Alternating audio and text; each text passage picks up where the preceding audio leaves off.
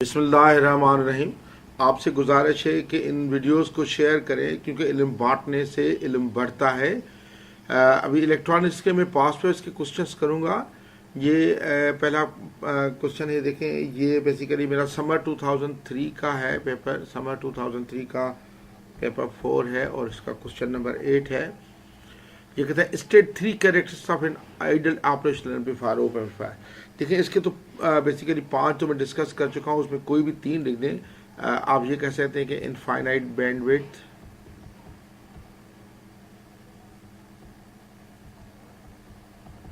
Infinite slew rate,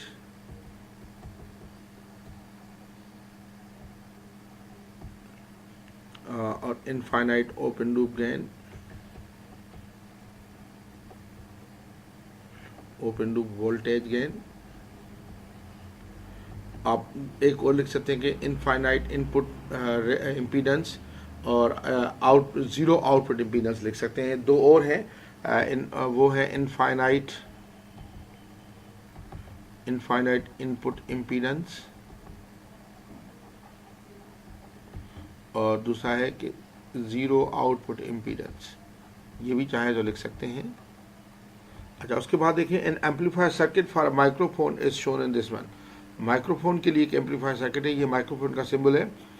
अब देखिए, ये माइक्रोफोन का सिंबल है, जो वोल्टेज है वो लगाया जा रहा है। जो माइक्रोफोन का वोल्टेज होगा वो नॉन इन्वर्टिंग इनपुट में दिया जा रहा है और ये 2 सीरीज हैं रेजिस्टेंस, आउटपुट इसका मिल रहा है और ये नेगेटिव फीडबैक दिया जा रहा है इसमें। तो ये यकीनन जो है नॉन इन्वर्टिंग एम्पलीफायर है, क्योंकि आप इनपुट जो दे रहे हैं वो नॉन इन्वर्टिंग में दे रहे हैं, तो ये नॉन इन्वर्टिंग एम्पलीफायर है। Name the type of feedback use with this op amplifier. Feedback तो देखिए नेगेटिव फीडबैक, ये नेगेटिव में दिया जा रहा है, नेगेटिव फीडबैक।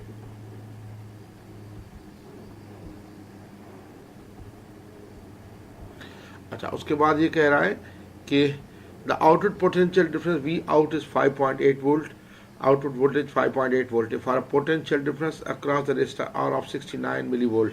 69 मिली वोल्ट का जो पोटेंशियल डिफरेंस है उसके लिए output 5.8 volt. Calculate the gain of the amplifier circuit. Gain बताइए, यानी बेसिकली ये कह रहा है कि ये जो वोल्टेज है ये 69 मिली वोल्ट है और ये आउटपुट आपको मिलता है 5.8 वोल्ट।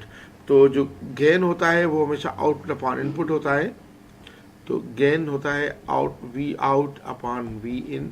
तो आउटपुट है 5.8 और ये 69 मिली वोल्ट। 69 मिली वोल्ट का मकसद है 69 इंटू 10⁻³ ये करें तो ये आता है 84.05, जो कि आंसर लिखूंगा मैं 84। इसका यूनिट नहीं होगा, गेन है, रेशो है। अच्छा, उसके बाद देखिए the resistance of the resistor X. Resistor X की रेजिस्टर बताएं। देखिए, जो इन्वर्टिंग इनपुट का इन्वर्टिंग जो एम्पलीफायर है उसका वोल्टेज गेन का ये फार्मूला होता था। अगर ये आर एफ है फीडबैक रेजिस्टर, ये R1 है, तो वोल्टेज गेन जी जो बड़ा होता है वो होता है 1 प्लस RF अपॉन R1 के। तो यही फार्मूला मैं लिखूंगा, ये फार्मूला वोल्टेज गेन का G equal 1 plus RF feedback resistor जो नेगेटिव अपॉन RX के, या R1 में इधर कर दूं, R1 के असल फार्मूला तो ये R1 के आपको बताया गया है। G है 84 इक्वल 1 प्लस RF जो है 120 किलो ओम से। ये देखिए, ये रेशियो है, ये भी किलो ओम से, तो R1 का भी किलो ओम से लिखूंगा। 120 ले रहा हूँ, अपॉन R1 को X ले लेता हूँ, तो 1 से चला गया तो ये आ जाएगा 83 इक्वल टू 120 अपॉन X। तो X आ जाएगा 120 अपॉन 83 के, तो आता है 1.445 किलो ओम्स, जिसको राउंड ऑफ करके लिखूंगा 1.45 किलो ओम्स। के लगा देता हूँ, के ओम्स लिखा हुआ है। अच्छा, उसके बाद कहता है state 1 effect on the amplifier output of reducing the resistance of resistor X. X को रिड्यूस किया जा रहा है। अब देखिए, G is equal to 1 plus ये RF अपॉन X ये है।